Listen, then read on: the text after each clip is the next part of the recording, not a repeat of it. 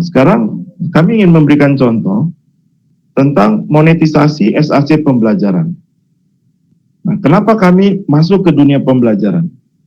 Karena pembelajaran merupakan kegiatan yang selalu ada dan akan selalu berkembang. Dan setelah ada internet, Bapak Ibu sekalian, jangan lagi kita ini terpaku atau merasa bahwa kita ini orang daerah. Tidak ada lagi sekarang. Jadi pembelajaran jelas adalah sangat pertumbuhannya sangat besar.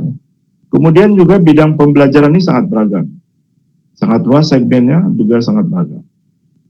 Dan manfaat secara pribadi adalah kalau kita di pembelajaran, kita sendiri dapat mengolah pengetahuan kita. Jadi tidak akan hilang pengetahuan kita, bahkan menjaga pertumbuhan pengetahuan kita. Nah, ini manfaatnya. Nah, kami sendiri masuk ke dunia ini. Saya masuk ke dunia SAC ini, pembelajaran. Saya ingin buat, ya, ini sebuah case ya, sebuah kasus ya. Saya kan tadi aplikasi yang kami sodorkan ada BMC Pro ya. Sebetulnya BMC Pro itu adalah bagian dari bagian skenario terhadap pengembangan usaha baru yang kami akan kembangkan, yaitu tentang pembelajaran startup. Ya. Latar belakang kami itu kan di samping sebagai konsultan knowledge management, e-learning, ini startup, karena startup ini beda ya. Nah, jadi kami sudah merancang, ya, pertama kali itu BMC Pro itu bagian dari rencana seri dari SAC pembelajaran startup. Ya. Jadi ini bisnis plan, bisnis model kampasnya. Kami akan mensegmenkan hanya fokus pada dua saja. Ya. Segmen kami adalah di mahasiswa dan UMKM.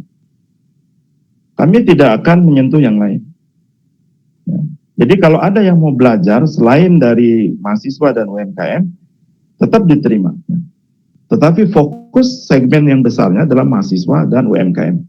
Otomatis nanti perancangan dari SAC-nya sangat beda. Makanya kami sering bercerita ke para peserta kami bahwa BMC Pro itu memang dirancang bukan untuk kalangan pelajar, tapi dirancang untuk kalangan gurunya.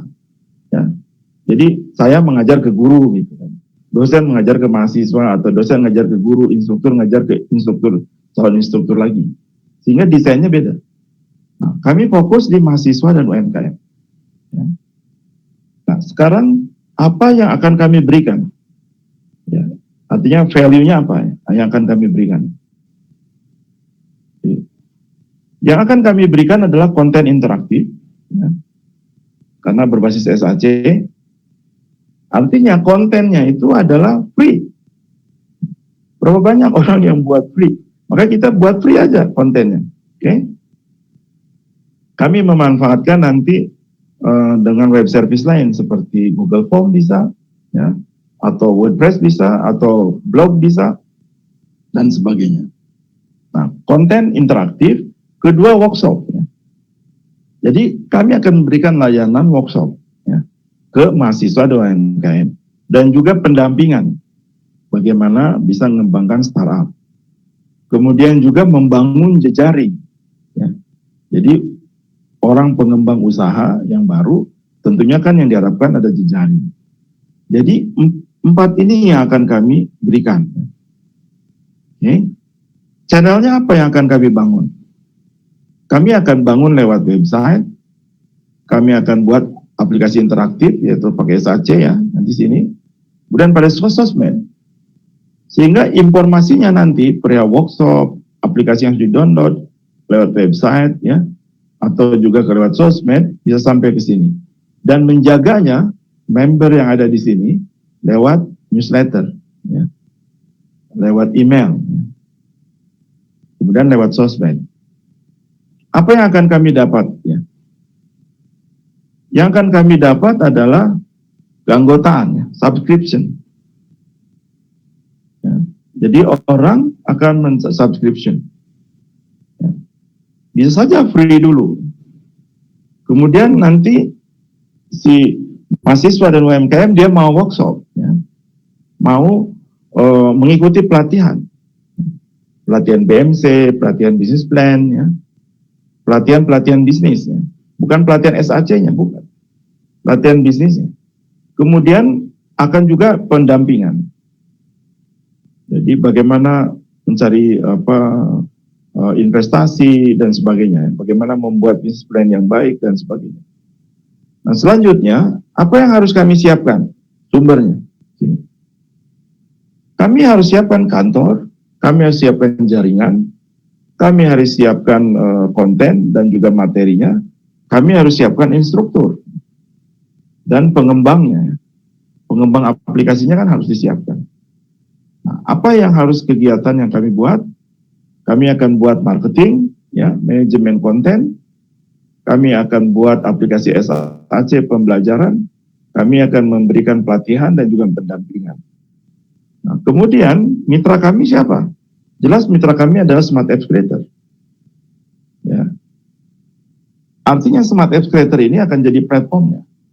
Kontennya terserah. Kami beri lisensinya cukup 1, 2, 3 juga cukup, ya. Tapi kontennya urusan kami, ya.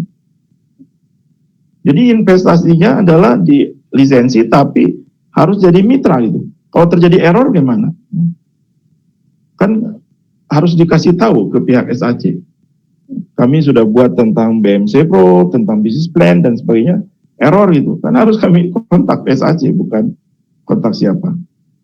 Kemudian cost-nya bagaimana? Cost-nya cost untuk kantor, untuk jaringan internet, ya, hostingnya, kemudian juga untuk instruktur, untuk pengembang dan install software.